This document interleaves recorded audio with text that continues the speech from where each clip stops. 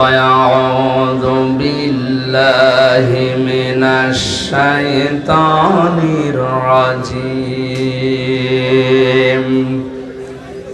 بسم الله الرحمن الرحيم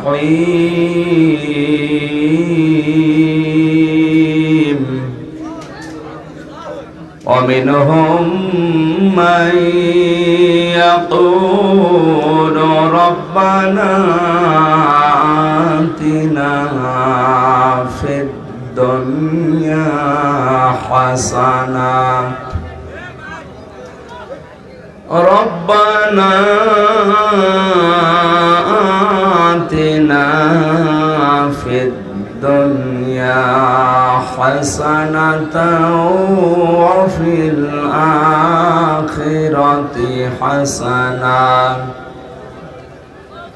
وفي الآخرة حسنة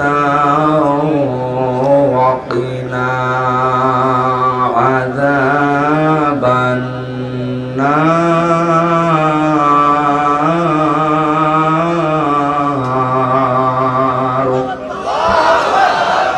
صدقت يا ربنا. عن أبي هريرة رضي الله تعالى عنه قال قال النبي صلى الله عليه وسلم الكاسب حبيب الله رواه ابن ماجه. وقال تعالى في شأن حبيبي إن الله وملائكته يصلون على النبي يا أيها الذين آمنوا صلوا عليه وسلموا تسليما اللهم صل على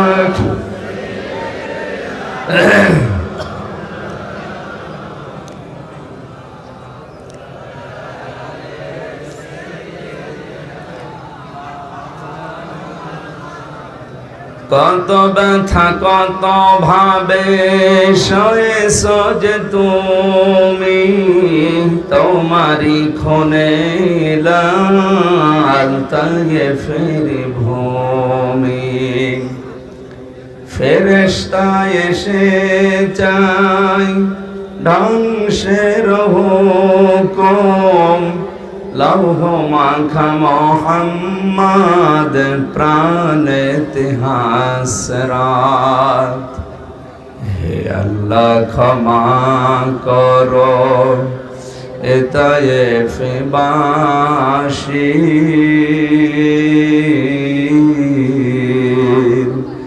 এরা বসনি তো আমি যে মোহাম্মদ হৃদয়ে মোহাম্মদ।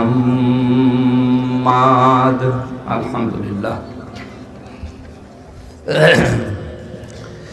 বাংলাদেশের ঐতিহ্যবাহী জেলা নোয়াখালী সোনাইমুড়ি থানার অন্তর্গত তোষী হাফেজিয়া মাদ্রাসার উদ্যোগে 21তম বাৎসরিক মহাবিশ্বের মহাবিস্ময় আমাদের মনিব আমাদের মালিক মহান রব্বুল ইজ্জাত আল জালালের মুখের পবিত্র বাণী কোরআনে কারিমের পবিত্র অনুষ্ঠানের সম্মানিত সভাপতি বিশিষ্ট শিল্পপতি এলাকার কৃতি সন্তান সমাজসেবক শ্রদ্ধাভাজন বড় ভাই জনাব Mohammad Nizamuddin Chitu chairman telelink group সম্পাদক ও প্রকাশক দৈনিক গণকণ্ঠ ও ডেইলি আওয়ার বাংলাদেশ টাইমস সভাপতি তোষী হাফিজিয়া মাদ্রাসা ও তোষী বাইতুল আমান জামে মসজিদ তোষী জয়াগ সোনাইমুড়ি নোয়াখালী হায়াতে তজ্জেবা সিহাতে কল্লিয়া কামনা করছে আল্লাহ যেন তাকে দান করেন, বলেন আমিন। এ মাহফিলের বিশেষ মেহমান এই ইউনিয়ন পরিষদের সম্মানিত চেয়ারম্যান জনাব শওকত আকবর পলাশ ভাই, আর অনেকগুলো মানুষের নাম দেখতে পাচ্ছি। বিশেষ করে যিনি আমার পরে কথা বলবেন, ইসলামের চিন্তাবিদ, শিক্ষাবিদ, হাজার হাজার আলেমের ওস্তাদ জনাব মাওলানা ইসমাইল সাহেব, উপাধ্যক্ষ লক্ষ্মীপুর দারুল উলুম কামিল মাদ্রাসা। কথা বললেন মাওলানা হোসাইন আহমেদ মাহফুজ, সম্মানিত উপস্থাপক হাফেজ মাওলানা আলী আজম সহ নাম না জানা সম্মানিত ওলামা ইকরাম। আরো অনেকের নাম আছে, এখন একটা একটা করে নাম বলি আর দোয়া করি, তাহলে তো অনেক সময় লেগে যাবে। সে গল্পে পড়েছিলাম, এক শিক্ষক জিজ্ঞাসা করছে ছাত্রকে, এই ছেলে গোট বানান কর। বলছে sir A B C D F G H I J K L M N O P Q R S T U V W X Y Z. কি কি করনি? বলছে এর ভেতরে আছে, আপনি বানান করিয়ে নিন। এর ভেতরে তো আছে গোট। একবারে আমরা সবার জন্য দোয়া করছি, কেউ রাগ করেন না, মন খারাপ করেন না। ওয়া রাফা'না লাকা যিকরাক, বলেন আমিন। মঞ্চে বসা সম্মানিত ব্যক্তিবর্গ, সামনে বসা মুসলমান ভাইরা, পর্দার আড়ালের সম্মানিতা মা এবং বোনেরা, প্রশাসনের ভাইরা, বিশেষ করে এ জেলার ডিসি, সম্মানিত এসপি, এ থানার সম্মানিত ওসি, পুলিশ সদস্য ভাইরা যারা এসেছেন মাহফিল শৃঙ্খলা ঠিক রাখার জন্য, আজকের দায়িত্বটা যেন আল্লাহ কোরআনের ইজ্জতে ইবাদত হিসাবে কবুল করে। দল মত নির্বিশেষে কোরআন শুনতে যারা এই রাতের বেলা ছুটে এসেছি, খুশি হয়ে বলেন আলহামদুলিল্লাহ। আল্লাহ রাব্বুল আলামিন বলেন, ওয়াইদ তাআযানা রাব্বুকুম লাইন শাকারতুম লাযীদান্নাকুম ওয়া লাইন কাফারতুম ইন্না আযাবি লাশাদীদ। সূরা ইব্রাহিম 13 নম্বর পারা 15 নম্বর পৃষ্ঠা 4 নম্বর লাইনের 7 নম্বর আয়াত, এটা দ্বিতীয় নম্বর রুকুতে আছে। তাফসীরে ফি সিলালিল কোরআন থেকে বলছি। আল্লাহ পাক বলেন, একটি ঘোষণা শোনো। এটা বাস্তবতায় মনে হচ্ছে যেন আল্লাহ নিজে একটা হ্যান্ড মাইক হাতে নিয়ে এই নোয়াখালীর ময়দানে এসে ঘোষণা দিচ্ছে যে একটি এলান শোনো, একটি ঘোষণা। কি সেই ঘোষণা? লাইন শাকারতুম, যদি তোমরা শুকরিয়া আদায় করো আমার নিয়ামতের। ও বাংলার মুসলমানেরা, এই যে অনুষ্ঠানটা পেয়েছেন, এটা 1 বছর পরে মাত্র একদিন হয়। কথা বলেন না কেন? গতকালও এখানে এটা হয়নি, আগামীকালও বলেন না কেন? একটা বছর পরে আপনি মাত্র একটা দিন পেয়েছেন, তাও কয়েক ঘন্টা মাত্র। আগামী বছর জানুয়ারি মাসের কয় তারিখ যেন ভাই ডেট দিয়েছে? 18 জানুয়ারি। ওই 18 জানুয়ারি পর্যন্ত আসতে আমিও না থাকতে পারি, আপনিও না থাকতে পারেন। সুতরাং এইটা এখন আমাদের জীবনের ইবাদত এবং নিয়ামত। লাইন শাকারতুম, যদি নিয়ামতের শুকরিয়া আদায় করো, লাযীদান্নাকুম, লামে তাকিদ নুনে সাকিলা। আল্লাহ পাক বলেন, অবশ্যই আমি আল্লাহ ওই নিয়ামত তোমাদের জীবনে বৃদ্ধি করতেই থাকবো। এখন আমার প্রশ্ন, নিয়ামতের শুকরিয়া আদায় করে কি করে? কোরআনে কারিমে আছে, যখন কোরআনের আলোচনা শুরু হবে, 1 নম্বরে চুপ থাকবা, 2 নম্বরে কান লাগাবা। দুইটাই ফরজ। অথচ এখনো পর্যন্ত কথা বন্ধ করেনি। এটা কথায় যদি বন্ধ না করে, শুনছে কি করে? আশা করছে আপনি এরপর আর যদি কথা বলেন, এই আয়াত কিয়ামতে আপনার বিরুদ্ধে মামলা দেবে। কষ্ট তো হচ্ছে ভাই, বলছি, দেখতে পাচ্ছি। কি করবেন? এখানে তার জায়গা নেই নাকি পেছনে জায়গা আছে? আর জায়গা নেই। আগামীতে যদি এই জায়গায় দেন, আমি আসবো না। বড় জায়গা করা হবে, যে পাশের এই জায়গাটা ভরাট করবে উনি, এবং এই পোড়াটা একেবারে রাস্তাঘাট বন্ধ করে দিয়েও একেবারে শেষ পর্যন্ত লাগিয়ে দেবে। পোড়া কোরআনে কারিমের যে জোয়ার চলছে বাংলাদেশে, আগামীতে এর 3 ডবল মানুষ হবে ইনশাআল্লাহ। কোরআন আসলে আমরা আজ বোঝাতে পারি না। আর এখন যে অবস্থা, আসলে কথা বলাও তো ঝামেলা। আমি যেদিকে বলতে চাই ওদিকে ওরা না নিয়ে অন্যদিকে নিয়ে যায়। কয়েকদিন আগে আমি কিছু দালাল মৌলবীর কথা বলতেছে, কিছু কথা বলেছিলাম। কিছু কওমি মাদ্রাসার ভাইরা, দেওবন্দি মাদ্রাসার আলেম যারা আছে, এরা বলছে না আমাদের বলছে। তা আপনাদের আমি নাম ধরেছি আর আপনাদের বলতে যাব কোন কারণে? আপনি কি দালাল? ঠাকুর ঘরে কে রে? আমি তো কলা খাই। আমি আপনার নামও বলিনি, আমি ইঙ্গিত দেইনি। আজ হাজারো আলেমরা জেলে আছে কিন্তু দালাল মৌলবীর কারণে। সরকারের বইয়ে গেছে, সরকারের বইয়ে গেছে যে আলেমদেরকে বন্দী করে রাখো। কোনো দরকার ছিল না, কোনো দরকারও নেই। তারা আসে রাষ্ট্র নিয়ে। এই কিছু মানুষ কান পড়া দেয় আমাদের মতো, জব্বা গায়ে দিয়ে, পাগড়ি মাথায় দিয়ে। এই কান পড়া শুনে শিশুর কিছু রাম আর বাম তো আছে, এরা উল্টা পাল্টা। আমি ওই দিকে ইঙ্গিত দিয়েছিলাম, আর এই কওমি মাদ্রাসার ভাইরা উল্টা পাল্টা নিয়ে আমার পেছনে। ইনি আমাদের দেখতে পারে না, আপনাদের দেখতে পারি না মানে? ৭৬ জন কওমি মাদ্রাসার আলেমের সাথে ছিলাম এক জায়গায় ৩টা বছর, দেখতে পারবো না কেন? আপনাদের খবর আমি জানি না? তাদের কাছ থেকেই কিছু কিছু কথা শুনেছিলাম এই দালাল মৌলবীদের ব্যাপারে। এই কারণে ওই কথাটা আমি ইঙ্গিত দিয়েছিলাম। মাওলানা মুফতি ফখরুল ইসলাম, হেফাজত ইসলামের মাওলানা শাকাওয়াত হোসেন রাজি, মাওলানা মামুনুল হক, মাওলানা জোনায়েদ আল হাবিব, এই সমস্ত আলেমগুলোর কাছ থেকে বসে বসে এই কথা শুনেছিলাম যে আজ আমরা জেলে আমাদের কারণে। কিছু দালাল মৌলবীরা আছে আমাদের পেছনে লেগে লেগে সরকারকে উল্টাপাল্টা বুঝিয়ে আমাদের আটক করে রেখেছে। এইটা বললাম আমি আপনার পক্ষে, আর আপনি বিপক্ষে নিয়ে পুরা কওমি, পুরা দেওবন্দি আমার পেছনে লাগান। এই জন্য কথা বলবো কি করে? বলতে গেলে উল্টা বলছে। আমার ভাইরা, তাফসির ইবনে কাসির মুফাসসির বলেন, কেউ যদি কোনো নিয়ামতের শুকরিয়া আদায় করতে চায়, ১ নম্বরে তার এই মুখে স্বীকার করা লাগবে যে এটা নিয়ামত। আমরা এখানে সবাই স্বীকার করেছি যে কোরআন আল্লাহর নিয়ামত। যত নিয়ামত আল্লাহ মানুষকে দিয়েছেন, সবচাইতে বড় নিয়ামত কোরআন শরীফ। আমরা মুখে স্বীকার করেছি। ২ নাম্বার, আপনার মনে শান্তি পাওয়া লাগবে, অন্তরে একটা অনির্বচন সুখ অনুভব করতে পারবেন। শব্দের দিকে খেয়াল করেন, একটা অনির্বচন সুখ আপনি পাবেন। আমরা দেখেছি বাস্তবতায়, যখন পাখির ডানার নিচে তার বাচ্চাগুলো আশ্রয় নেয়, পৃথিবীর যে সমস্ত শত্রুরা তাদের দিকে ছো মারতে চায়, পাখির বাচ্চারা মায়ের ওই পলকের নিচে, পালকের নিচে এই যে একটা সুন্দর শান্তিময় জায়গা খুঁজে পেয়ে একটা কিচির মিচির আওয়াজ দেয়, এটা বাংলাতে বলা হয় অনির্বচন সুখ। বরণের অনুষ্ঠানে এসে যাদের ঈমান আছে তারা আনন্দ মনের ভেতরে এরকম একটা পাবে, শান্তি শান্তি লাগবে। লাগছে আপনার?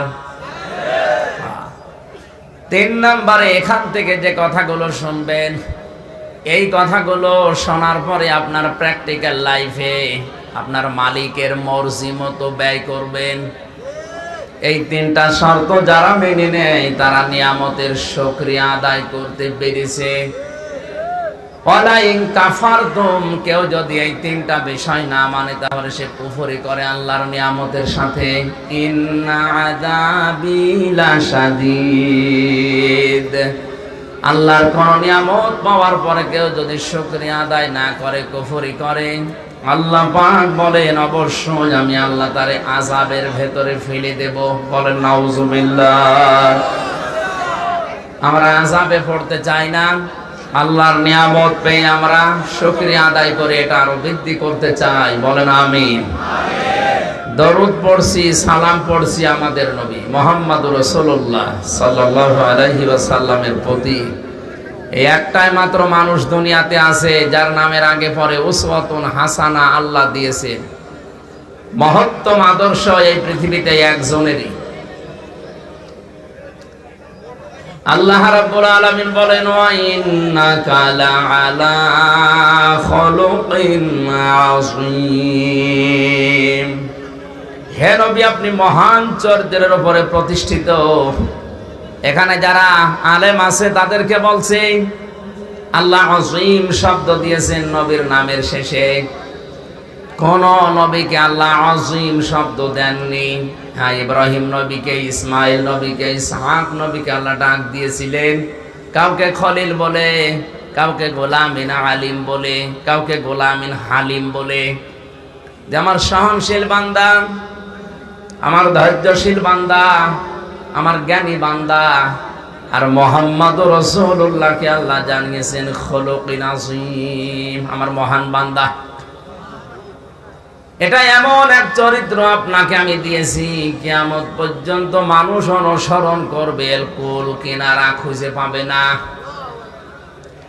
এই দুনিয়াতে যে যেইভাবে নবীকে অনুসরণ করতে ইচ্ছা করবে সেখান থেকে সে পেয়ে যাবে। কেউ যদি মনে করে আমি তো শ্রমিক, আমার জন্য নবীর কোনো আদর্শ আছে, বিশ্ব নবী নিজে দুনিয়ায় শ্রম দিয়েছেন, তিনি শ্রমিক ছিলেন। কথা বলেন না কেন? শ্রমিক হিসাবে মালিকের সাথে আপনার ব্যবহার কি হবে, কিভাবে শ্রম দেওয়া লাগে, তিনি নিজের জীবনে দেখিয়েছেন। তিনি আবার মালিকও ছিলেন, মালিক হিসাবে কিভাবে ব্যবহার করা লাগে অধীনস্থ লোকদের সাথে আল্লাহর নবী জীবনে এইটাও দেখিয়েছেন। সিরাত ইবনে হিশাম থেকে বলছে, হযরতে যায়েদ রাদিয়াল্লাহু তাআলা আনহু তার ভাগ্য তাকে খাদিজাতুল কুবরার মাধ্যমে নবীজির কাছে এনে দিয়েছে। কিছু লোকেরা তাকে বিক্রি করে দিয়েছে বিশ্ব নবীর কাছে। খাদিজাতুল কুবরা বাজার থেকে কিনে, ওই জামানায় গরু ছাগলের মতো মানুষ বিক্রি হতো, বাজার থেকে যায়েদকে কিনে নবীজির খেদমতের জন্য দিয়ে দিলেন। 7 দিন আছেন। যায়েদের পিতা এবং চাচা এসে ডাক দিয়ে বলে, মুহাম্মদ সাল্লাল্লাহু আলাইহি ওয়াসাল্লাম, জানতে পেরেছি আমাদের সন্তান যায়েদ আপনার কাছে আছে, দয়া করে আমাদেরকে দিয়ে দেন। নবীজি বলেন, যায়েদ যদি আপনাদেরকে চিনতে পারে আর যদি যেতে চায় আমার কোনো নিষেধ নেই, আমি তাকে নিষেধ করব না। আর যদি চিনতে না পারে, যদি যেতে না চায়, আমি জোর করে আপনাদের সাথে দিতেও পারি না। বাবা বললেন, অবশ্যই আপনি যুক্তিপূর্ণ কথা বলেছেন। হযরতে যায়েদকে নিয়ে আসা হলো, ডাক দিয়ে বলে, যায়েদ এদেরকে চেনো? হযরতে যায়েদ বলে, ইয়া রাসূলুল্লাহ, এটা আমার বাবা আর এটা আমার চাচা।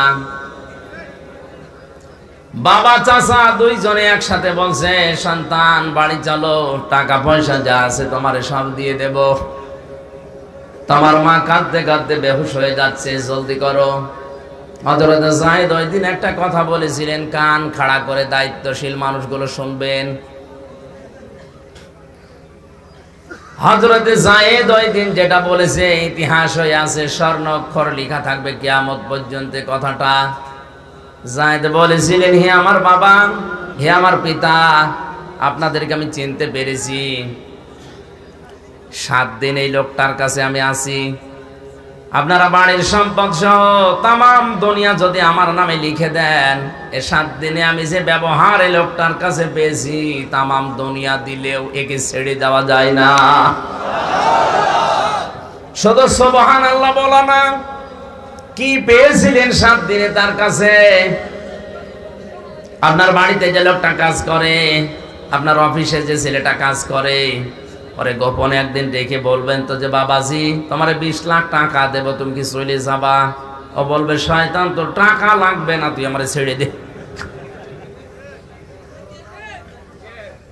আপনার ব্যবহার কিয়ামতের দিন যে 3 জন মানুষের সাক্ষী নিয়ে মানুষকে জান্নাতে দেওয়া হবে, তার ভেতরে 1 নম্বরে কিন্তু কাজের লোক যারা, এই ড্রাইভার, কাজের লোক, কর্মচারী, এদের কাছ থেকে সার্টিফিকেট নেওয়া হবে যে লোকটা আসলে ভালো ছিল কিনা। কাছ থেকে সাক্ষী নেওয়া হবে।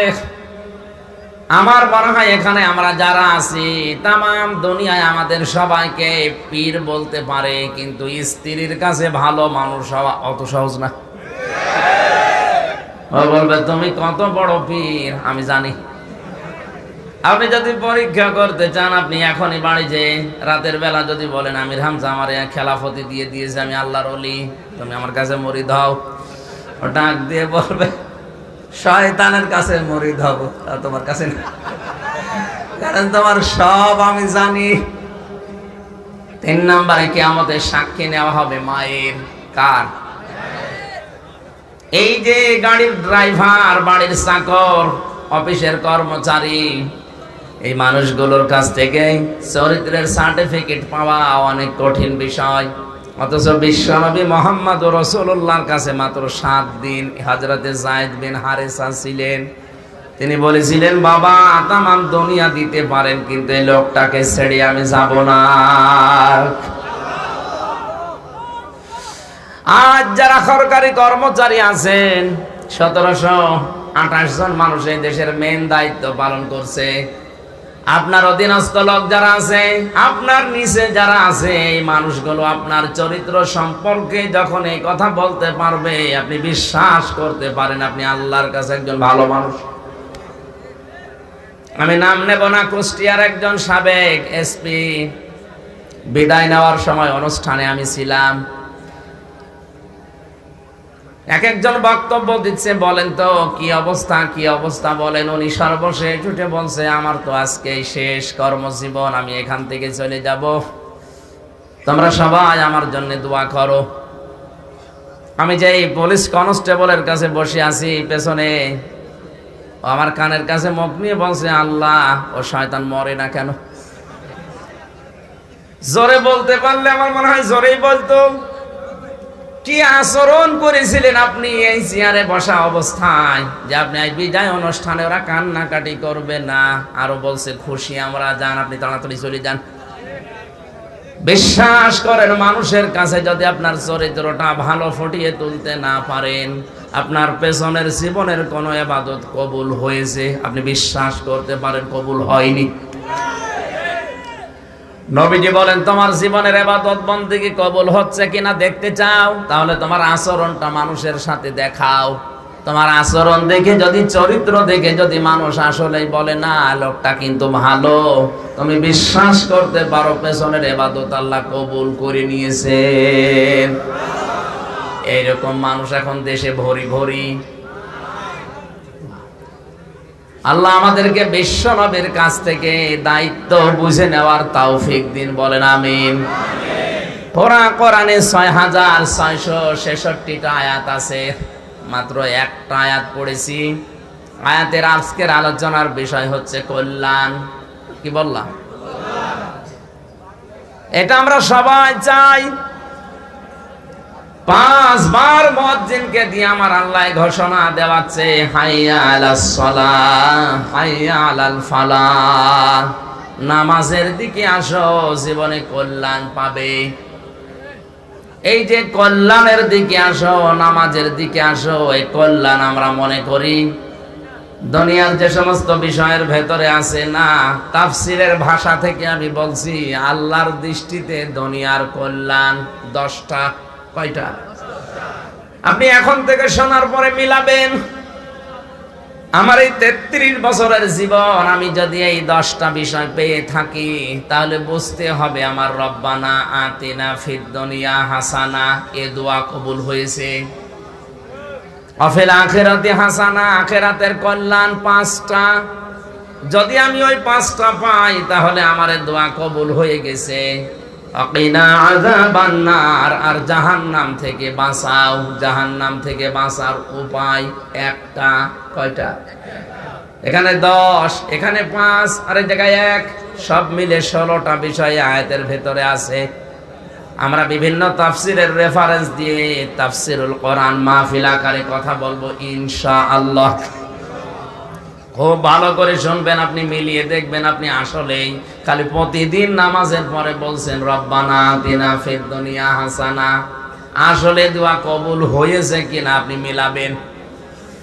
আমি কাবা শরীফ তাওয়াফ করার সময় দেখেছিলাম, রুকনে ইয়ামিনী থেকে হজরে আসওয়াদ এই পাথরের জায়গাটা পার হতে গিয়ে লক্ষ লক্ষ হাজিরা এই আয়াতটা পড়ছিল। আমি ওই সময় বুঝি নাই, 16 সালে। বাংলাদেশে আসার পরে চিন্তা করলাম, এই আয়াতটা এত মানুষ পড়ে কেন? 5 ওয়াক্ত নামাজের পরে দেখি মানুষ হাত তুলে বলে রব্বানা আতিনা ফিদ দুনিয়া হাসানা। কেন বলবে এই কথাটা? কত আয়াত আছে কোরআনে, এই আয়াতটা এত পড়া লাগবে কেন? আমার এই ছোট্ট জীবনে আমি চিন্তা ভাবনা করে কোরআন আর হাদিস পড়ে দেখছি আল্লাহ দুনিয়া আখিরাত সব এই আয়াতের ভেতরেই ঢুকিয়ে দিয়েছেন। এই আয়াতটা যদি দোয়া করার পরে সত্যিই কবুল হয় তাহলে দুনিয়াও আপনার সাকসেস, আখিরাতও সাকসেস।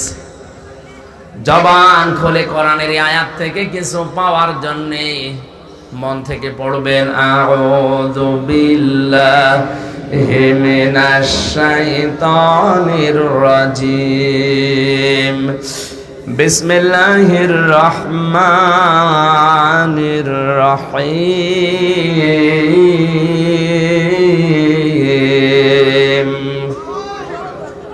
ومنهم من يقول ربنا آتنا في الدنيا حسنة وفي الآخرة حسنة وقنا عذاب النار।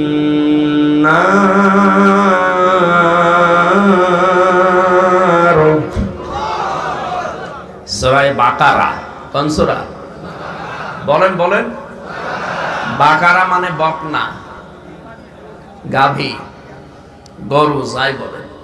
গরু দিয়ে আল্লাহ কোরআনে কারিমের সবচাইতে বড় সূরা আরম্ভ করলেন, আর মানুষ দিয়ে কোরআনে কারিমের একেবারে শেষের সূরা শেষ করলেন। আল্লাহ বোঝাতে চেয়েছেন এই পৃথিবীতে গরু মার্কা মানুষগুলো যদি কোরআনে প্রবেশ করে ওকে আমি মানুষ হয়ে বের করে দেব। এই ৬৬৬৬টি আয়াতের ভেতরে মাত্র একটা আয়াত পড়েছি, আয়াতের সংখ্যা ২০১। সূরা বাকারার আয়াত হচ্ছে ২৭৬, ৮৬টা, ৪০টা রুকু আছে, মাত্র একটা আয়াত পড়েছি। কয়টা? আমার যতটুকু কোরআনের উপরে জ্ঞান আছে, আয়ত্ত আছে, আল্লাহ যদি আমাকে আজকে সাহায্য করে এই ১৬টা বিষয় আয়াতে আল্লাহ লুকিয়ে রেখেছেন, আমরা টান দিয়ে দিয়ে এখন তাফসীর আকারে বের করব। ওমা তাওফীকি ইল্লা বিল্লাহ। এরশাদ হচ্ছে ওয়ামিনহুম, তাদের ভেতরে, মাইয়াকুলু, অনেকে এই কথা বলে, রব্বানা আতিনা ফিদ দুনিয়া হাসানা, হে আল্লাহ তুমি দুনিয়ার হাসানা দাও, দুনিয়ার কল্যাণ দাও, দুনিয়ার শান্তি দাও, স্বস্তি দাও, নিরাপত্তা দাও, সুখ দাও, শান্তি দাও। ৯৯টা অর্থ আছে এই হাসানা শব্দের। দুনিয়ায় কেউ যদি হাসানা পেতে চায় আল্লাহ বলেন 10টা জিনিস তোমার জীবনে পাওয়া লাগবে। কয়টা? আপনি আগে মিলিয়ে দেখবেন আপনার জীবনে আসলে 10টা জিনিস এতদিনে এসেছে কিনা। যদি 10টা জিনিস না আসে, তামাম দুনিয়া পেলে আপনি রব্বানা আতিনা ফিদ দুনিয়া হাসানা পাননি। ১ নম্বরে দুনিয়ার হাসানায় আমি তাফসিরে পেয়েছি, কেউ যদি কোরআনে কারীম দুনিয়াতে পায় সে যেন দুনিয়ার হাসানা পেয়েছে। শব্দটা হাসানা না হাসিনা? হাসানা। হাসানা মানে কল্যাণ আর হাসিনা মানে সুন্দরী। তাহলে আমাদের প্রধানমন্ত্রী সুন্দরী, ভালো জিনিসই পেয়েছি। শুধু জবরের জায়গায় জেল লাগিয়ে দিলে ওনার নাম কোরআনে আছে। এজন্য কেউ কেউ তাকে জান্নাতি বলে ঘোষণাও দিয়ে দিয়েছে। তার জীবনের যে সমস্ত ভালো কাজগুলো, বিশেষ করে ৫৬৪টা মসজিদ বানিয়েছে, সে যেভাবেই বানাক আল্লাহ পাক যেন এই সেজদার জায়গাগুলো বাংলাদেশে কবুল করে তাকে মাফ করে দেন। প্রধানমন্ত্রীকে আল্লাহ মাফ করে জান্নাতে দিয়ে দিলে আমাদের ক্ষতি হয়ে যাবে। আল্লাহ পাক বলেন দুনিয়ায় হাসানা পাওয়ার অর্থ যে কোরআন পেয়েছে। এখন যদি বলেন আমরা কোরআন পাইনি, আমার ঘরে চলেন, দেখেন মাথার উপরে কোরআন আছে। এখন কোরআন পাওয়ার অর্থ কি? সূরা ইউনূস 11 নম্বর পারার 14 নম্বর পৃষ্ঠার 8 নম্বর লাইনের 58 নম্বর আয়াত। এটা তাফসীরে খাজিনের ভেতরে পাবেন, কুল বিফাদলিল্লাহি ওয়া বিরহমাতিহি ফাবিযালিকা ফালইফরাহু হুয়া খায়রুম মিম্মা ইয়াজমাউন। আল্লাহ পাক বলেন, নবী আপনি বলুন, তাম দুনিয়ার মানুষ যা ব্যয় পেয়ে, যা গেইন করে, যা অ্যাচিভ করে, যা অর্জন করে, আনন্দ করে, একটাও স্থায়ী না। আমি আল্লাহর কাছে স্থায়ী এবং উত্তম এই পৃথিবীর শ্রেষ্ঠ নিয়ামত হচ্ছে কোরআন। ফাবিযালিকা ফালিয়াফরাহু, যারা আরবি গ্রামার বোঝে জিজ্ঞাসা করেন ফালিয়াফরাহু দিয়েছেন আল্লাহ, কোরআন যারা পেয়েছে তারা যেন অবশ্যই আনন্দ করে। আজকের এই মাহফিলের সম্পর্ক কিসের সাথে? আপনার বিবেক দিয়ে বলেন তো, কোরআন যদি এখানে না থাকতো, নিজামুদ্দিন জিটু যত বড় শিল্পপতি হোক, আমির হামজা যত বড় বক্তা হোক, আসতেন? কথা বলেন না কেন? এখানে এসেছি কিসের কারণে? এইটার কারণে আনন্দ করা যায়। আজকে যে আসা যাওয়া, এখানে বসা পোড়াটা আপনার ইবাদত গণ্য হয়ে গেছে। কেউ যদি সেই বেগমগঞ্জ থেকে এসে থাকেন, কেউ যদি সেই সোনাপুর থেকে এসে থাকেন, আসতে যেতে বসতে যদি আপনার 10 ঘন্টা সময় লাগে, মনে করবেন 10টা ঘন্টা আমি নফল ইবাদতে কাটিয়েছি। এটা কোরআনের ইজ্জতে। কিসের? হুয়া খায়রুম মিম্মা ইয়াজমাউন, তামাম দুনিয়া যা পেয়েছে তার তুলনায় আমি আল্লাহর কাছে কোরআন শ্রেয় বা শ্রেষ্ঠ সম্পদ। এজন্য আমাদের উচিত হচ্ছে আমরা আসলে কোরআন পেয়েছি কিনা। কোরআন যদি আমরা পেয়ে থাকি, বুঝতে হবে আমরা হাসানা পেয়েছি দুনিয়ায়। এখন কোরআন পেয়েছি কি করে? সূরা বাকারা প্রথম নাম্বার 18 নম্বর পৃষ্ঠার 5 নাম্বার লাইনে 4 নাম্বার লাইনের 121 নাম্বার আয়াতে আছে। এই ভালো করে শোনেন, আলেম যারা আছে তাদেরকে বলছে, আল্লাযীনা আতাইনাহুমুল কিতাবা ইয়াতলুনাহু হাক্কা তিলাওয়াতি উলাইকা ইউমিনুনা বিহি ওয়া মান ইয়াকফুর বিহি ফাউলাইকা হুমুল খাসিরুন। এত সহজ ভাবে ভাষা দিয়ে আপনাদেরকে কোরআন বোঝাচ্ছি, এরপরও যদি না বোঝার ভান করে থাকেন, আমার মনে হয় জিবরাইল এসে ওয়াজ করলো, আপনি বুঝবেন না। আল্লাযীনা আতাইনাহুমুল কিতাবা, আমি আল্লাহ যাদেরকে কিতাব দিয়েছি। এই যে সবাই বললেন আমরা কোরআন পেয়েছি, তাহলে দুনিয়ার হাসানা আমরা পেলাম। এখন কোরআন পাওয়ার অর্থ হচ্ছে ইয়াতলুনাহু হাক্কা তিলাওয়াতি, তারা আমার কোরআনের হক আদায় করে তেলাওয়াত করবে। কি আদায় করে? তো সে হাফেজিয়া মাদ্রাসা বানিয়েছি কোরআনের হক আদায় করে তেলাওয়াত শেখার জন্য, না লোক দেখানোর জন্য? কোরআনে কারীমের তেলাওয়াত হক আদায় করে এখানে পড়ানো হয়, পড়া হয়, শেখানো হয়। আমি কয়েকজনকে ধরলাম আসার পর, শুদ্ধ আছে পড়া। আল্লাহ বলেন হক আদায় করে তেলাওয়াতের অর্থ বোঝো, 4টা বিষয় তোমাকে জানা লাগবে। আমি অনেক সময় অনেকগুলো তাফসীরের সাথে শব্দ মিলিয়ে মিলিয়ে দেখেছি, আমার মাথায় ভালোভাবে ঢুকছিল না। ডাক্তার জাকির নায়েকের 13 খণ্ড লেকচার আছে, পড়াটা শেষ করার পরে সামারাইজ করে আমি একটা জিনিস ওখান থেকে নিয়েছি, ইয়াতলুনাহু হাক্কা তিলাওয়াতি। উনি আয়াতের তাফসীর করতে গিয়ে লিখেছেন, কেউ যদি কোরআন হক আদায় করে তেলাওয়াত করতে যায়, কমপক্ষে তারা 4টা শর্ত মানা লাগবে। কয়টা? 1 নম্বরে আপনাকে শুদ্ধ করে পড়া লাগবে। উনি দলিল দিয়েছেন রাত্তিলিল কোরআনা তারতিলা। আল্লাহ বলেন কোরআন পড়তে হলে তারতিলের সাথে থেমে থেমে স্পষ্টভাবে সহি শুদ্ধ করে পড়ো। তাহলে হক আদায় করে পড়ার প্রথম অর্থ হচ্ছে শুদ্ধ করে পড়া। কি পড়া? বলেন বলেন। এখানে যত মানুষ উপস্থিত আছেন, আপনি দুনিয়ার হাসানা পাওয়ার জন্য 5 ওয়াক্ত নামাজের পরেই তো দোয়া করছেন, রব্বানা আতিনা ফিদ দুনিয়া হাসানা। আল্লাহ দুনিয়ায় হাসানা চাই। আল্লাহ বলেন দুনিয়ার হাসানা আমার প্রথম হচ্ছে কোরআন। তুই কোরআন পেয়েছিস? যদি বলেন হ্যাঁ পেয়েছি, কই তুই তো শুদ্ধ করে পড়তে পারিস না। তাহলে হক আদায় করে প্রথম নিয়ম হচ্ছে, শর্ত হচ্ছে শুদ্ধ করে পড়া। যারা আজ কোরআন শুদ্ধ করে পড়তে পারে না, ওদের দোয়া মাঠে মারা যাচ্ছে, কবুল হচ্ছে না। আজকের এই ময়দান থেকে সিদ্ধান্ত নেওয়া লাগবে, যতদিন পর্যন্ত আজরাইল না আসে কোরআন শুদ্ধ করে না পড়ি আমি মরবো না। বলেন বলেন। যেটু ভাই, আমার মনে হয় এখানে শুধু ছোট ছোট বাচ্চাদেরকে কোরআন না পড়িয়ে আপনার এলাকায় যারা মুরব্বী আছে, আমার বাবাদের বয়সী লোক আছে, এই বয়স্কদের জন্য মাগরিব থেকে এসা পর্যন্ত একটা ট্রেনিং দেন। কোরআন না পড়ে শুদ্ধ করে আমি মরবো না, এটা একটা মাদ্রাসা মাগরিব থেকে এসা পর্যন্ত চালু করেন। দেখবেন ওই মানুষগুলো কোরআন পড়া শিখতে পারলে, যদি 8টা 10টা সূরার অর্থ বুঝতে পারে, ওকে আর নামাজের দাওয়াত দেওয়া লাগবে না। আপনি বোম মেরেও নামাজ ছাড়াতে পারবেন না।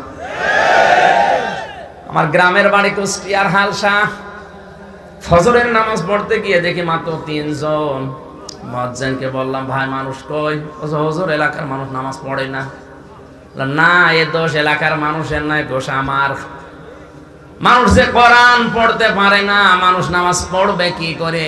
নামাজ যে কি জিনিস ও তো জানেই না। নামাজ কি জিনিস এটা আমি আগে জানাবো। আমার মায়ের নাম দিয়ে উপরে একটা মাদ্রাসা করে দিলাম। নিজের খরচে যত টাকা পয়সা পেয়েছিলাম, আমি আকিস গ্রুপে চাকরি করতাম, ওদের খতিব ছিলাম আমি মেন মসজিদের। ওদের কাছ থেকে টাকা পয়সা নিয়ে আমার নিজের যত মাহফিলের যত টাকা সব দিয়ে ওই জায়গায় মাদ্রাসাটা বানিয়ে, আগে বললাম ছেলে মেয়েদেরকে থাক, আগে বয়স্কদের ট্রেনিং দিন, নামাজি লোক বানান। আর নামাজি বানাতে হলে আগে কোরআনের মজা দেওয়া লাগবে। বাবার বয়সী যারা আছে, চাচার বয়সী, ভাইয়ের বয়সী, এদেরকে বললাম মাগরিব থেকে এসা পর্যন্ত 2টা হাফেজ রেখে দিলাম টাকা দিয়ে, যে টাকা আমি করবই কি, এক কোরআনের পেছনে যদি খরচ না হয়। ও আল্লাহ, 3 মাসের পরেই দেখতে পেলাম পরিবর্তন প্রায় শুরু হয়ে গেছে। 3 জনের জায়গায় এখন 300 জন মানুষ পর্যন্ত নামাজে যায়। নামাজে ওই একই জায়গা, একই মসজিদ, মানুষ ওই একই, কি যেন পেয়েছে তাও তো পুরাটা না। ওর 3 মাস পরে আমি চলে গেলাম অন্ধকারে, লাল দালানে। ওখানে যাওয়ার পরে 3 বছর ছিলাম, এখন বন্ধ হয়ে গেছে, ওটা আর কেউ চালাতে পারে না। গ্রামের লোক দেয় 10 টাকা 5 টাকা, ওই দিয়ে মাদ্রাসা চলে। চালাতে কত খরচ এই লোক জানে। আর ওখানে আমি পুরাটা ফেরি পড়াতাম, শেষ পর্যন্ত 3 বছরে আমার সংসারে আর চলে না। কি করে এটা চলবে? এলাকায় কিছু কিছু মানুষ, তার সবাই বন্ধু না, কিছু শত্রু আছে, ওরা বলছে দরকার নেই, বন্ধ করে দে, বন্ধ করে দিয়েছে। এখন আবার আস্তে আস্তে কমে যাচ্ছে। এই জন্য আমার মনে হয় কোরআনে কারিমের এই মাদ্রাসা থাকার কারণে, আমি শুনলাম এখানে নাকি মসজিদটা উনি 5 তলা ফাউন্ডেশন দিয়ে করবে। 100 বছর নয় মসজিদ, 100 বছরের মসজিদ। জীবনে ওনার বাবা, ওনার জীবনে যদি আল্লাহ কিচ্ছু কবুল না করে, এ কোরআন যারা পড়ছে এদের সওয়াব গুলো পাশে ওনার মা ঘুমিয়ে আছে, আল্লাহ যেন কিয়ামত পর্যন্ত সওয়াব পৌঁছাতেই থাকে।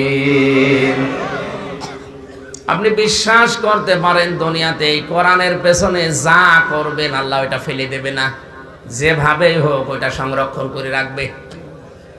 কারণ কোরআনের পেছনে সম্পদ ব্যয় হলে, সময় ব্যয় হলে, কিয়ামতে ওই সম্পদের ওই সময়ের হিসাব আল্লাহ নেয় না। এখানে চালাতে গিয়ে যত টাকা পয়সা, যত সময় ওনার ব্যয় হয়, কিয়ামতের দিন যখন জিটু সাহেবের হিসাব হবে, আল্লাহ ওই সময়টা, ওই সম্পদটা মাইনাস করে বাকিটা নেবে। আল্লাহ যেন পুরাটাই কোরআনের পেছনে দেওয়ার তৌফিক দেন, বলেন আমিন। হাক্কা তিলাওয়াতের ডাক্তার জাকির নায়েকের এখান থেকে আমার বুঝে এসেছে, আমার আর একটা বিষয় বুঝেছে। আমি ছোটবেলায় বিশ্ববিদ্যালয়ে থাকাকালীন একটা ছেলেকে পড়াতাম। ছোট ছেলে আমার কাছে পড়ছে, আমাদের ছোট নদী চলে বাঁকে বাঁকে। আমার বলছে, হুজুর আমাদের আমায়াকার দয়কার র, আমাদের লিখতে 4টা অক্ষর লাগে কেন বলেন তো? আমি জানি না। তো জানেন না তো পরের শব্দে আমি আর যাব না, আগে বলেন আমাদের লিখতে 4টা অক্ষর লাগে কেন? ওই সময় চিন্তা করলাম, আল্লাহ ওর পেটে এখনো বোম মারলে ব বের হবে না, অথচ সামনের শব্দে যেতে রাজি না, আগে আমাদের বুঝবে তারপরে। ডাক্তার জাকির নায়েক সাহেব হাক্কা তেলাওয়াতের ব্যাখ্যায় লিখতে গিয়ে লিখেছেন, কেউ যদি হক আদায় করে পড়তে চায় শুদ্ধ করে তো পড়াই লাগবে, নয়তো আপনি অর্থ পাল্টিয়ে ফেলবেন। এই যে যারা সূরা নাসর পড়ে, ইদা জাআ নাসরুল্লাহি ওয়াল ফাত, হয়েছে? আমি তো ইদা জাআ নাসরুল্লাহ বলেছি, এখানে সাদ আছে, মুখ গোল হবে, সিন দিয়ে উচ্চারণ করলে নাসার মানে শকুন বা ঈগল, অথচ নুন সাদ রা নাসর মানে সাহায্য।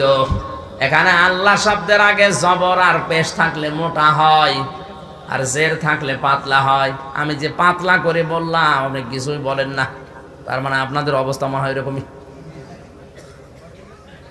আল্লাহ তাআলা বলেন, ইদা জা নাসরুল্লাহি ওয়াল ফাত, যখন আসবে আল্লাহর বিজয়, তখন আপনি সাহায্য আসবে, তখন বিজয় দেখতে পাবেন। যদি সিন দিয়ে বলা হয়, যখন আসবে ঈগল পাখি। পুরা অর্থ পাল্টিয়ে যাচ্ছে শুদ্ধ না হওয়ার কারণে।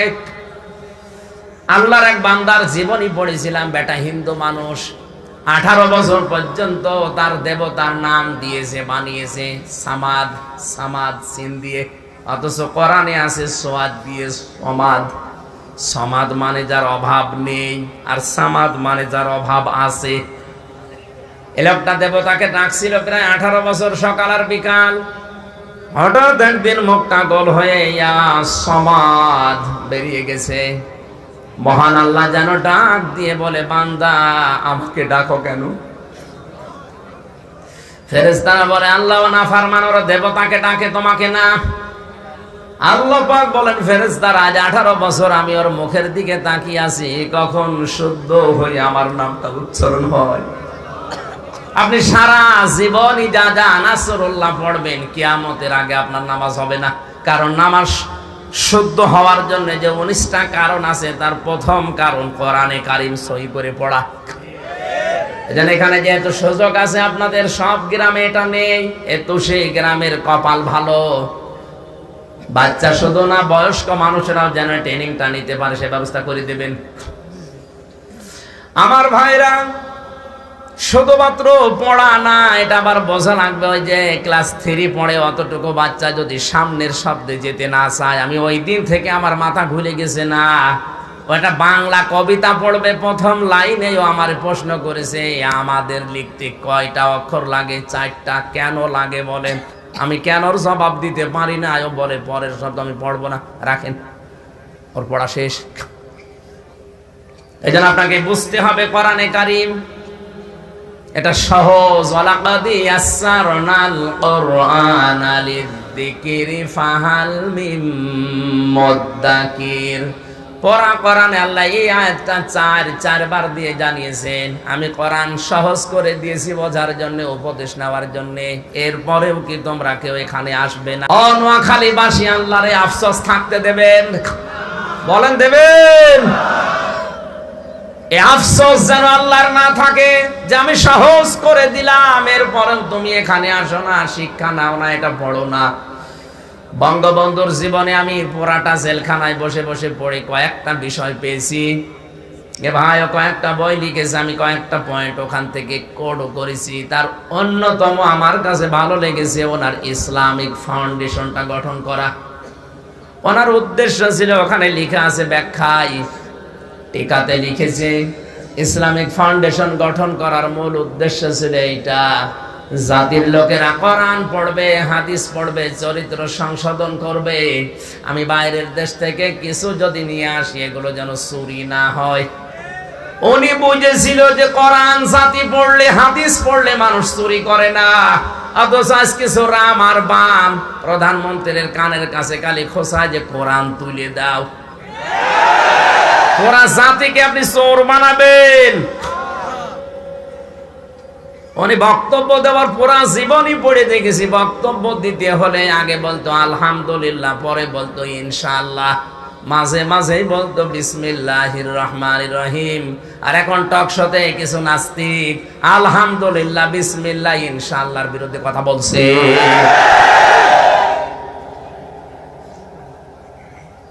নোয়াখালীবাসী, আমি এখান থেকে যেটা শিক্ষা নিয়ে এসেছি, আমার ওই ছোট্ট মেয়েটাও বঙ্গবন্ধুর হাতে গড়ায় প্রতিষ্ঠান ইসলামিক ফাউন্ডেশনের ছাত্রী। ওর প্রায় 11টা সূরা অর্থ সহ ব্যাখ্যা সহ মুখস্থ হয়ে গেছে। ও সেই কায়দায় পড়ে, আমার বাবাও পড়তে পারবে না, কারণ আমার বাবা তো ওই কালের মানুষ। আমার বাবাকে যে বলে, দাদা দেখেন তোমার সূরা ইন্না তয়না কেমন হচ্ছে, আমার বাবা ওর কাছ থেকে ঠিক করে নেয়, অথচ বয়স মাত্র 4.5 বছর। ইন্না আ'তাইনাকাল কাউসার ফাসল্লি লিরাব্বিকা ওয়ানহার ইন্না শানিয়াকা হুয়াল আবতার। আমি যখন এই ছোট্ট মেয়েটার আমার বুকের উপরে বসে যখন তেলাওয়াত করে, আমার মনে হয় বঙ্গবন্ধুর কথা।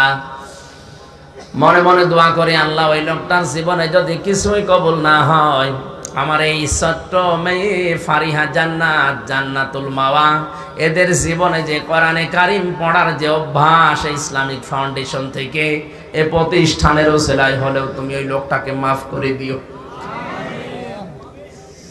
বঙ্গবন্ধুর জীবনের ভালো কাজগুলো যদি কবুল হয়, অন্যায়গুলো যদি আল্লাহ এখন মাফ করে তাকে জান্নাতে দেয়, আমাদের একটা ক্ষতি হয়ে যাবে। আসতে বলেন, ক্ষতি হবে? মুসাফির অবস্থায় দোয়া করছি, আল্লাহ যেন মাফি করে দেয় যারা মারা গেছে। বলেন আমিন।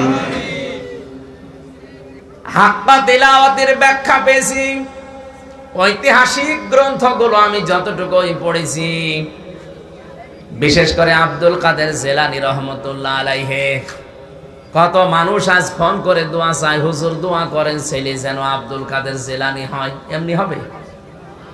আব্দুল কাদের জেলানীর মা তাকে নিয়ে গেছে মাদ্রাসায়।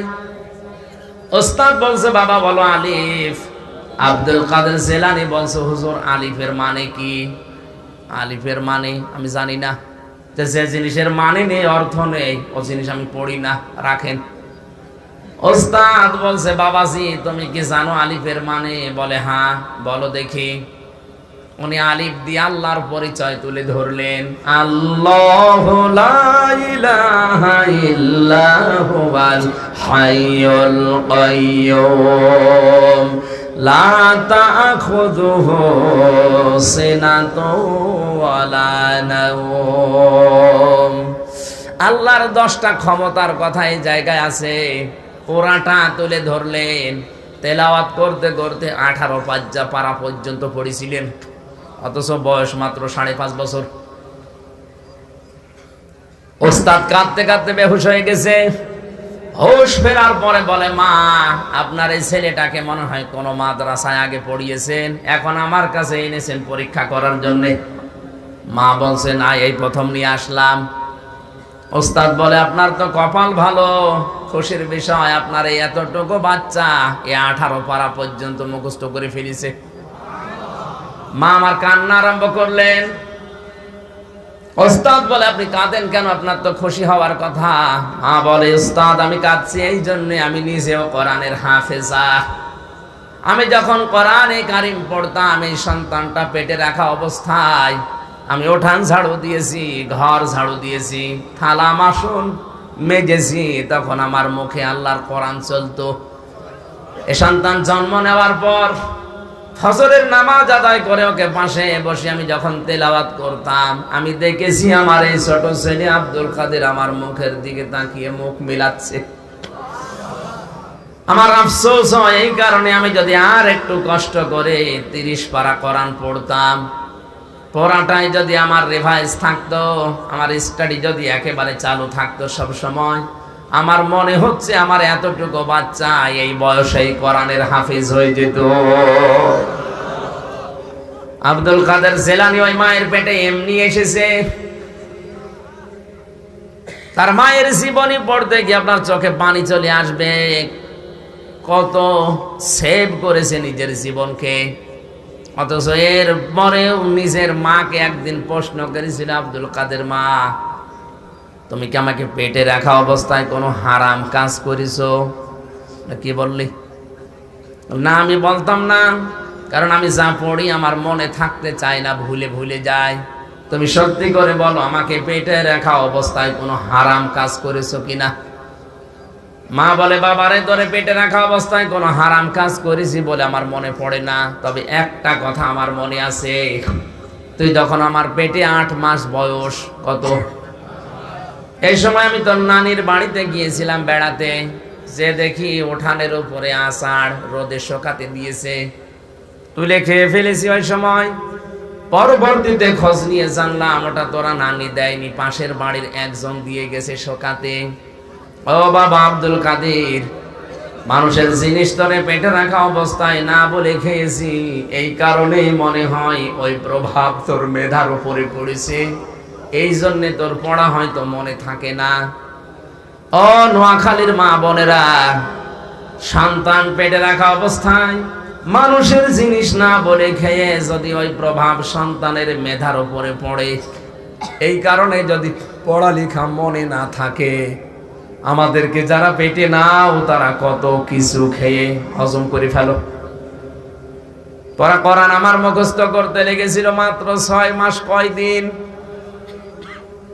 অথচ এখন 1 পৃষ্ঠা মুখস্থ করতে আমার মনে হয় 6 দিন লাগবে, তাও হবে না। মায়ের পেট কিন্তু খুব গুরুত্বপূর্ণ জায়গা, ওই কয়েক ইঞ্চি জায়গাটা যার যত হেফাজতে থাকবে ওখানে তত উত্তম সন্তান আল্লাহ দান করবে। নোয়াখালী বাংলাদেশের ভেতরে ব্যতিক্রম, এলাকায় পর্দা প্রসিদ্ধাটা একটু আছে, এমন এমন এলাকায় যে দেখি পর্দা আবার আসমানে ঝোল খাচ্ছে, এমন এমন ব্লাউজ গায়ে দিয়েছে মেয়েরা, এই দিক থেকে একটা ফিতা, ওই দিক থেকে আর একটা ফিতা, মনে হচ্ছে ফুটবল খেলার মাঠ, ওই মাঝখানে গেরো দিয়েছে, ওটা ফুটবল খেলার সেন্টার, বুকের ওপর আবার লিখে দিয়েছে 1 বুক জ্বালা। মানুষ দেখে রাস্তার মোড়ে দাঁড়িয়ে দাঁড়িয়ে আর বলে মাল গেল রে। আপনার মেয়ে দেখে, বৌমা দেখে কেউ যদি বলে যে মাল গেল, ওই মালের পেটে আর ভালো মাল আল্লাহ দেবে না। এখন যদি বলেন হুজুর আমরা নাই বিভিন্ন কায়দা কৌশলে দেখি, আপনি দেখেন কোন কায়দায়। কুষ্টিয়ার বড় বাজার থেকে যদি আমি রিকশায় উঠি, সামনের দিকে তাকিয়ে দেখবেন বিশাল মাঠ পড়ে আছে, করবেন কি? কতক্ষণ চোখ বন্ধ করে থাকবেন? না মা বোনেরা, আপনার এই পেট অনেক দামি জায়গা, মানুষের চোখের নজর কিন্তু মারাত্মক। অনেকে বলে হুজুর আমি ভালো নজরে তাকাই, ওটা টাটকা শয়তান, তোর নজর কত ভালো। আব্দুল কাদের জিলানীর জীবনী পড়তে গিয়ে পেয়েছি, ওনার বাবা মসজিদে নামাজ পড়তে এসে দেখে তার বাড়ির কাজের লোকটা স্ত্রীর পোশাক রোদে শুকাতে দেওয়া আছে, এক দৃষ্টিতে নয়নে তাকিয়ে আছে। উনি অনেকক্ষণ খেয়াল করলেন, বাড়িতে এসে স্ত্রীর পোশাকে আগুন লাগিয়ে দিলেন। স্ত্রী বলে নতুন পোশাক কিনে দিলে আগুন লাগাও কোন কারণে? স্বামী ডাক দিয়ে বলে দেখো, নামাজ পড়ে মসজিদ থেকে আসার সময় দেখি বাড়ির ওই কাজের লোকটা তোমার পোশাকের দিকে এক দৃষ্টিতে তাকিয়ে আছে। মানুষের চোখের নজর মারাত্মক, যে পোশাক তোমার শরীর তোমার লজ্জাস্থান ঢেকে রাখে ওই দিকেও তাকিয়েছে। তোমার পেটে আমার সন্তান, ওর ওই কুদৃষ্টি যদি তোমার পোশাকের উপরে পড়ে, ওখান থেকে তোমার সন্তানের উপরে পড়তে পারে। এ কারণে আমি পোশাক পুড়িয়ে ফেলেছি, পরবর্তীতে নতুন পোশাক কিনে দেব। কোথায় চিন্তা করতো তারা, আর আপনি আছেন কোথায়? এমনি পেটে আব্দুল কাদের জিলানী আসবে, এমনি উস্তাদকে গিয়ে বলবে না আমি এটা পড়তে পারবো না, যে জিনিসের অর্থ নেই ও জিনিস আমি পড়ি না। এই জন্য দুনিয়ায় যদি কেউ হাসানা পেতে চায় তাকে কোরআন বোঝা লাগবে। 3 নম্বরে শুধু বোঝা না, এটা আবার আমল করা লাগবে, কাজে পরিণত করা লাগবে। এই কোরআনে আল্লাহ 500-র উপরে সবক দিয়েছেন। কি দিয়েছেন? সবক। আজ বাংলাদেশের 48,000-এর উপরে পীর, যে কোনো দরবারে গেলে আগে কি দেয়? সবক দেয়। কি দেয়? বলেন বলেন। কোরআনে আল্লাহ সবক দিয়েছেন কত? আরো জোরে। ওই দরবার গুলোতে গেলে আগে সবক দেয় যে হু হু জিকির করবে। অথচ কোরআনে কারিমের প্রথম সবক হচ্ছে ইকরা, পড়। কি বলেন বলেন? পড়াশোনা করেন আপনি। আজ লেখাপড়া নেই, এই জন্য আমরা শিরিক আর বেদাতে ডুবে আছি। অজ্ঞতা মূর্খতা আমাদেরকে একেবারে গেড়ে বসেছে। হ্যাঁ, লেখাপড়া নেই তা না, অনেক লেখাপড়া হচ্ছে কিন্তু কোরআন বাদ দিয়ে।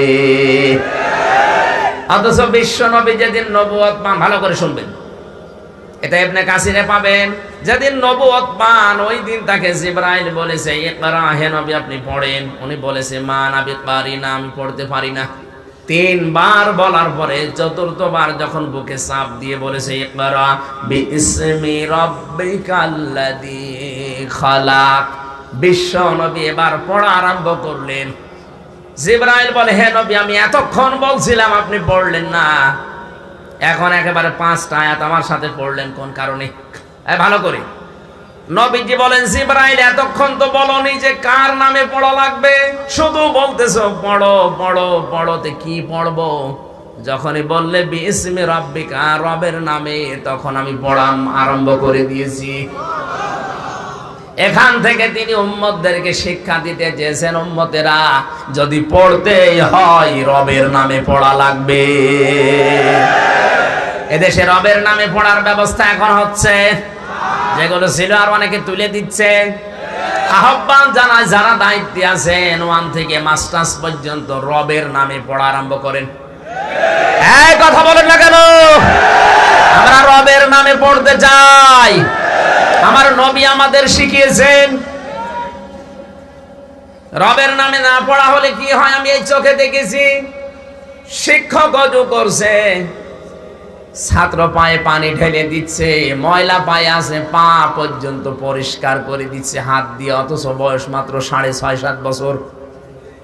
আমি এই চোখ দিয়ে এটাও দেখেছি শিক্ষক অজু করছে, ছাত্র মাস্টার্সে ক্লাস চলছে, জুতা দিয়ে পিটাচ্ছে, বলছে শালা তোরে মেরেই ফেলবো।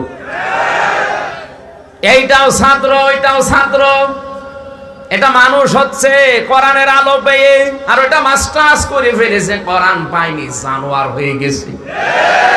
এজন্য পড়লেই হবে না, পড়তে হবে কার নামে? রবের নামে। এজন্য কোরআনের প্রথম সবক হচ্ছে আপনি পড়েন, আপনাকে পড়া লাগবে।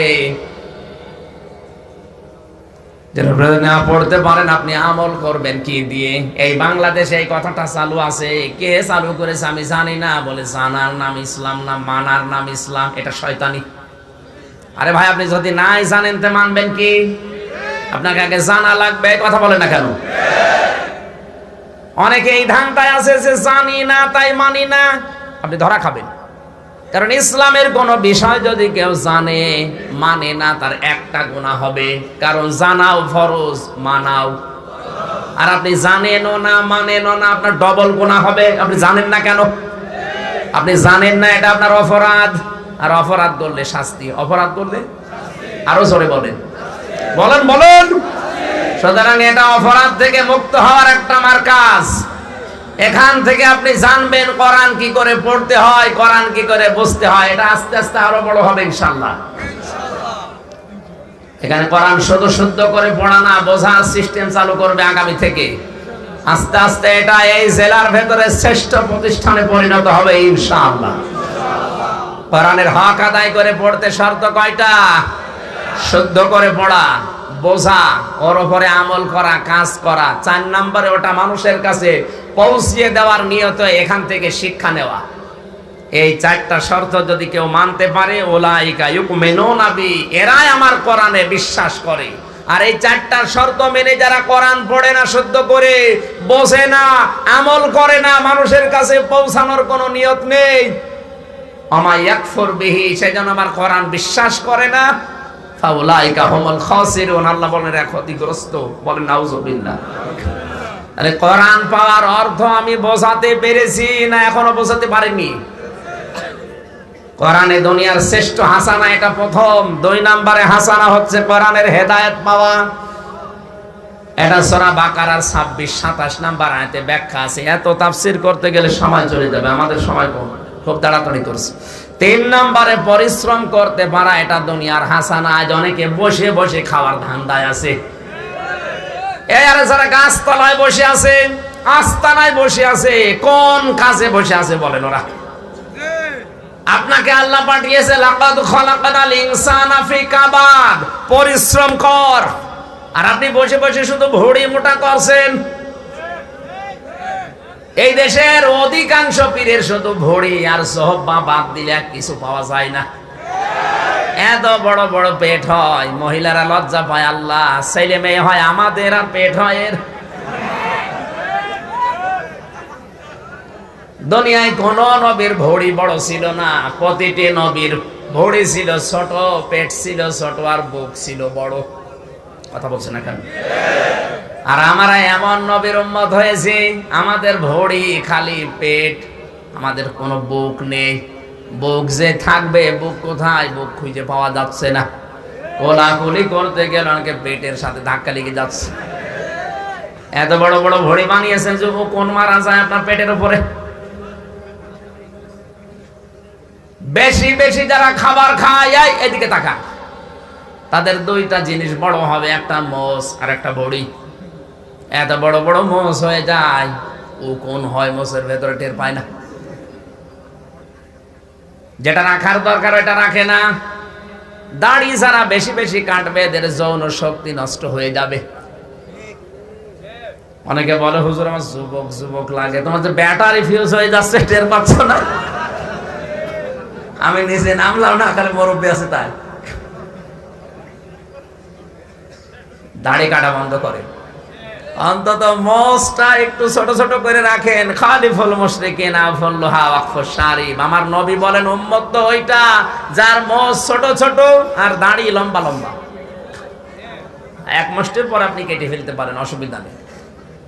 কিন্তু আপনি একেবারে প্রতিদিন সফা করবেন, আর এইটা রেখে দিয়েছেন জেনারেল উসমানের মতো পাকিয়ে রাখে অনেকে।